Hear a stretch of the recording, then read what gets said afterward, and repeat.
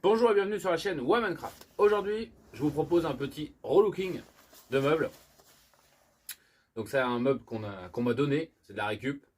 Et vous voyez bien, il est vieillot. Bon. C'est un meuble en, je dirais, mélaminé plaqué, d'accord. Donc avec une légère couche de finition dessus. Donc on va attaquer doucement. Voilà. Au cours de cette vidéo, je vous donne mes astuces. Après, bien évidemment, c'est ma technique. Vous n'êtes pas obligé de faire pareil. Je ne suis pas professionnel. Donc, chacun voit midi à sa porte, comme on dit. Vous n'êtes pas obligé de copier-coller. Mais moi, je fais comme ça. Parce que ça fonctionne pour moi. Voilà.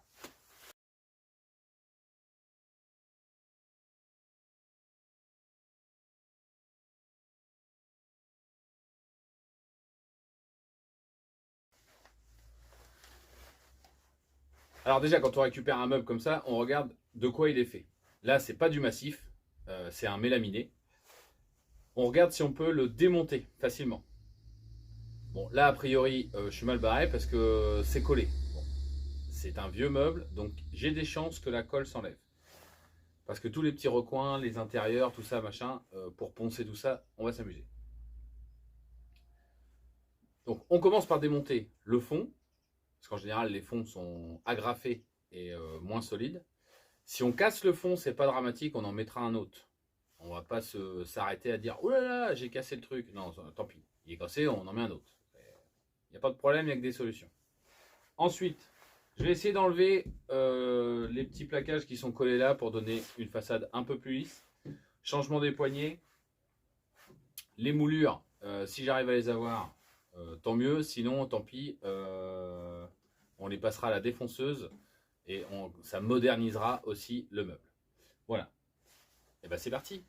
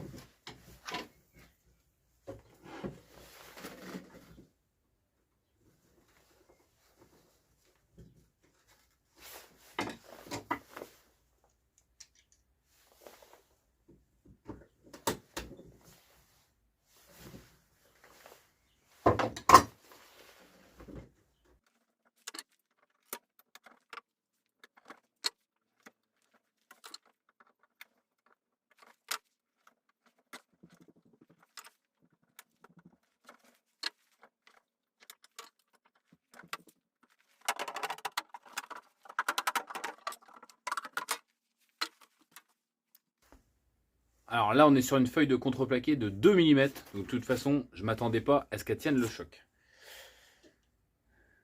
Mais de toute façon, pour aller poncer le fond, ça aurait été une galère. Donc on en mettra une autre. Voilà, alors bien évidemment, avant de démonter, on regarde comment c'est fait et on essaye de retenir comment c'est fait. Ça évitera de se prendre la tête quand on va le remonter. Parce que là, c'est du tout collé. Donc c'est vraiment un assemblage tout le monde en même temps. On place sa colle, on assemble tout. Si on a oublié l'étagère, ça y est, c'est trop tard. Voilà. Bon, on va essayer de démonter ça gentiment.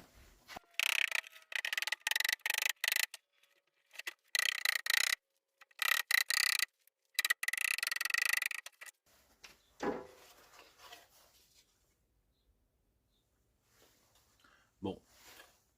Le pied d'un style pas trop moderne. De toute façon, on ne le remettra pas. Donc c'est pas grave. Je remettrai peut-être la moulure, histoire de dire, mais c'est tout.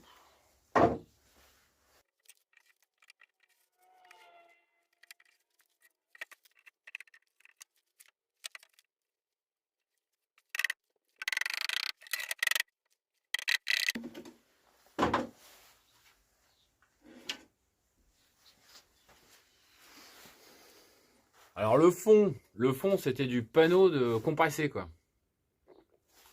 Donc aucun scrupule, ça vaut rien du tout. Hein. On était collés et chevillés avec des tourillons. Voilà, je sais jamais comment ça s'appelle. Bon, une chance qu'ils n'étaient pas collés dans le meuble en lui-même. Mais bon, étant donné que tout le meuble est en panneau comme ça vient bien en général.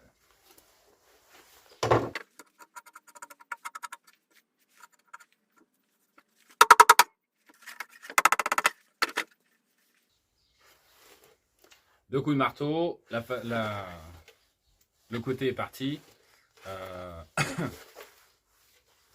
Nous, ce qui nous intéresse forcément, c'est l'extérieur, donc on fait attention à l'extérieur. L'intérieur, ça s'est arraché un petit peu au niveau de la colle, donc c'est pas grave puisque les éléments reviennent au même endroit. Et de toute façon, on va poncer, donc les petits éclats, tout ça, ça va s'en aller.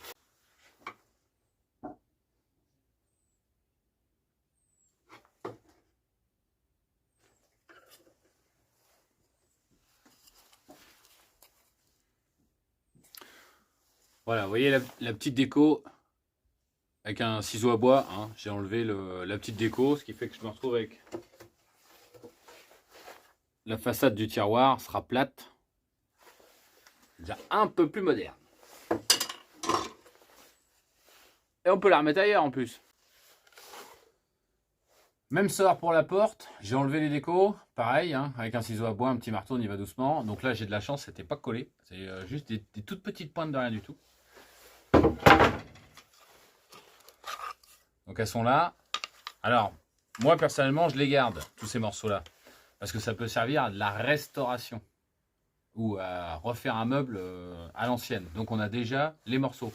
Ça peut être sympa parce que une petite pièce comme ça, à usiner, c'est la galère. À moins d'avoir une CNC forcément. Mais sinon, non, c'est petit. C'est petit, donc c'est chiant. Et puis, bon, vaut mieux les avoir sous la main. Voilà. Bon, bah, on va passer au décapage. Voilà, toutes nos pièces sont maintenant démontées et prêtes à être décapées. Alors, décapant. Bien regarder la nature du meuble. Là, celui-ci, c'est un vernis. Le vernis, ça se ponce. Mais alors, bon, le ponçage, c'est pénible. Et puis, ça va être très long. Voilà. Sans compter la consommation de disques. Bon. Sinon, moi, ce que je fais... Alors, c'est du produit que j'achète. C'est pas de la pub. Je vous ai dit au début de la vidéo, je vous donne ma façon de faire. C'est juste des conseils. Vous n'êtes pas obligé de faire pareil. Donc, moi, j'utilise ce produit que j'applique au pinceau. Je laisse agir 2-3 minutes. Et après, on gratte avec une spatule. Et on répète l'opération si nécessaire. Ça consomme beaucoup moins. Faut ventiler un peu, je vous l'accorde, mais c'est super rapide et on n'y passe pas 8 jours. Enfin, l'huile de coude, on économise l'huile de coude, comme dirait l'autre. Allez, on y va.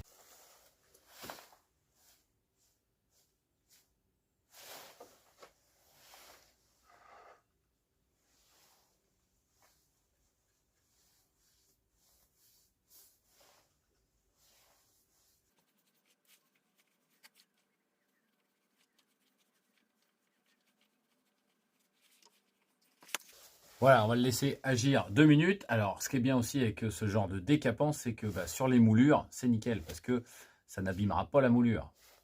À côté d'un ponçage qui est très agressif, là, vous allez venir fondre le vernis et le gratter gentiment. Ça va vous faire une petite pluche un peu comme de la cire de bougie, quoi. Ça va faire un petit truc comme ça.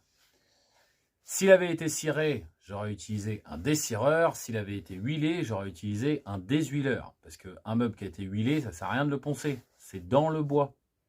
Un meuble qui a été ciré, c'est dans le bois. Là, on est obligé de passer par du produit. Le vernis, on aurait pu poncer simplement. Mais je vous dis, on va gagner du temps.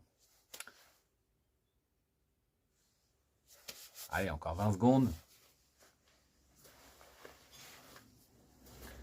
Alors après, on prend voilà, une petite langue de chat, un petit truc comme ça. Alors, des toutes petites pour, évidemment, les recoins, les trucs. Mais bon, vous m'avez compris.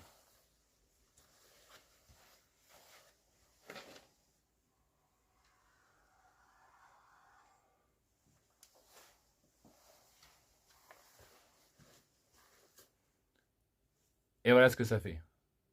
Le vernis, il est là.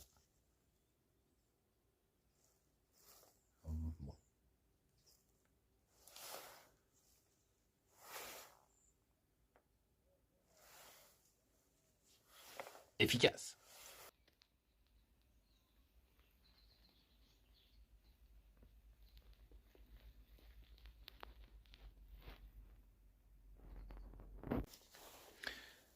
Voilà, bon là on va se faire une deuxième passe parce qu'il y en a bien épais et puis on a discuté ensemble, donc forcément faut pas laisser le produit s'évaporer totalement, enfin le vernis ressécher, sinon ça sert à rien. Enfin voilà, ça c'est la planche d'origine. Et là, c'est une fois qu'on a enlevé le vernis. Il y a quand même une belle différence. Et voilà, voilà, ça vous fait une petite pluche comme ça c'est le vernis avec le produit. Donc ça poubelle, et vous m'avez vu, hein, on met des gants. Alors, une fois que vous avez enlevé votre vernis avec le produit, vous passez un petit coup de chiffon avec de l'acétone. Voilà, ça bloque la réaction et ça enlève les derniers petits morceaux qui traînent. Voilà. Bon, alors évidemment, vous allez me dire, le produit, c'est 20 € le bidon, l'acétone, c'est 3 fois rien. Et je vous garantis que, 1, vous abîmez pas votre bois, 2, vous gagnez du temps, 3, c'est des produits qui ne sont pas à base d'eau, donc qui ne gonflent pas le bois. Voilà. Et les résultats, franchement, ça vaut le coup. Hein. Le top, ça serait une aérogommeuse, mais tout le monde n'a pas les moyens de s'acheter une aérogommeuse. Voilà. Et en plus, ça creuse, selon le type de bois, ça creuse vachement. Et vous allez vous retrouver qu'un bois qui est piqué. Donc esthétiquement, c'est pas tout le temps top. Voilà.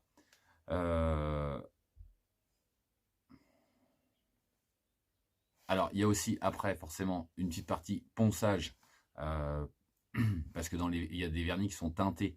Donc la teinte va rentrer un petit peu dans le bois en surface. Donc une fois que vous avez enlevé la grosse partie du vernis, un petit coup de ponçage pour enlever la teinte. Mais ça, franchement, c'est 3 fois rien, ça va super vite. Là, j'ai fait tout le meuble avec un seul disque à poncer. Alors juste comme ça, les outils que j'utilise, 3 fois rien. Des pinceaux comme ça à 1 €, hein, ok. Vu que c'est pas cher, et ben, il y en a que je coupe à ras pour que ce soit bien rigide. Ça permet d'enlever dans les petits recoins tout ça. Un ciseau à bois. Alors un ciseau à bois qui ne craint pas trop, un truc un peu passe-partout, parce que de temps en temps il reste une agrafe ou un truc, donc ça émousse vachement vite. Donc prenez pas le tip top du ciseau à bois, hein, d'accord. Des petites langues de chat, enfin des petits couteaux de peintre pour racler le vernis. Et pour les petits recoins, un truc tout bête, voilà, j'ai acheté ça chez Action, donc ça vaut rien, hein, enfin ça vaut pas grand chose. C'est des brosses en laiton, sauf que je les mets pas sur la perceuse, je le fais à la main, parce qu'avec le produit, le vernis s'en va tout seul. Et ça, c'est encore moins agressif. Voilà. Alors j'aurais pu acheter une brosse laiton toute simple, mais là, vu qu'il y a plusieurs tailles, plusieurs épaisseurs, bon, bah, ça permet de couvrir un maximum de surface et un maximum de possibilités aussi. Genre pour les moulures ou trucs comme ça. Voilà. Bon, bah, on va passer à la peinture maintenant. Voilà le meuble terminé. Alors je vous ai passé la peinture puisque ça c'est vraiment chacun ses goûts. Voilà. C'est ma fille de 12 ans qui a voulu peindre ce petit meuble pour aller avec les couleurs de sa chambre. Donc même à 12 ans, on peut peindre un meuble. L'important, c'est que la surface soit bien préparée. Tout dépend de la surface. Si votre bois est brut, une peinture pour bois, ça suffit. Là, on lui a passé un petit vernis pour protéger la peinture. Bon, je ne vous donnerai pas la marque hein, parce qu'il y en a plein, mais moi, j'utilise des vernis crème. C'est-à-dire un vernis qui ne fait pas de la pellicule qui va sauter dans le temps. Voilà. J'aime bien ces vernis-là parce que j'utilise du mat, déjà, pas de brillant, pas de machin comme ça, du mat et une base crème pour éviter les écailles. Voilà, c'est le mot que je cherchais, les écailles. Le tiroir qui était en bas finalement est venu en haut. Alors ça c'est une coïncidence, c'est que les écarts qu'il y avait dans le meuble l'ont permis, c'est tout. Les poignées ont été faites à la main à la ponceuse à bande, parce que tout le monde n'a pas un tour pour faire des poignées, ou alors trouver la poignée, machin. Bon, vous voulez une petite boule, voilà, j'ai fait des petites boules, hop là, c'est là, à la, poignée, à la ponceuse à bande. C'est gris, rose et vert, voilà, elle est contente, et c'est un meuble qui repart pour quelques années. Après, rien n'empêche de reponcer ce meuble, même si c'est fastidieux, mais là, rien n'empêche de reponcer ce meuble pour changer la couleur. Voilà, le bois ne meurt jamais. Même si celui-là est en mélaminé, il y a un plaquage quand même de qualité dessus. Les moulures sont en massif, ce qui permet de retravailler, tant qu'on n'agresse pas trop la surface, retravailler ce meuble. Alors, j'espère que ce petit tuto vous a plu. Encore une fois, c'est ma façon de faire. Il y a plusieurs façons. Il y a l'aérogommeuse. Il y a les petites brosses que je vous ai montrées, on peut les mettre sur des perceuses. Il y a aussi carrément, ça ressemble à une meuleuse d'angle, mais avec une grosse brosse en laiton qui permet de décaper les grosses surfaces. Et franchement, ça marche très bien. Mais j'en ai pas, donc j'ai pas pu vous montrer, mais ça marche très fort. Il y a des... Alors, vous allez encore dire, mais moi je suis Team Wolfcraft, hein, je kiffe moi. Donc, il y a des brosses chez Wolfcraft aussi qui permettent d'enlever les revêtements sur le bois. Encore une fois, si c'est huilé ou... merde, je vais pas y arriver. Huilé ou ciré, là c'est du produit, faut des produits. Parce que l'huile et la cire rentrent dans le bois. Au ponçage, vous n'aurez pas tout et votre peinture ne tiendra pas. Voilà. Le plus gros du boulot, c'est la préparation de la surface. Ça, il ne faut pas lésigner, il faut faire attention, il faut prendre son temps, faire ça méticuleusement. Et c'est 90% du résultat final. Voilà, parce que là, c'est ma fille de 12 ans qui l'a peint. J'ai juste refait une petite plaque au milieu là parce que c'était collé. Du coup, j'ai arraché. Et quand j'ai enlevé celle-là, vous voyez derrière, il y a un petit peu de plaquage qui est venu. Donc, je lui ai refait une petite plaque. Je voulais en faire une autre là, mais le client a toujours raison. Elle m'a dit non, c'est bon, laisse comme ça. Donc, j'ai laissé comme ça. Mais c'est tout. Voilà. En tout cas, moi je vous dis merci d'avoir regardé la vidéo.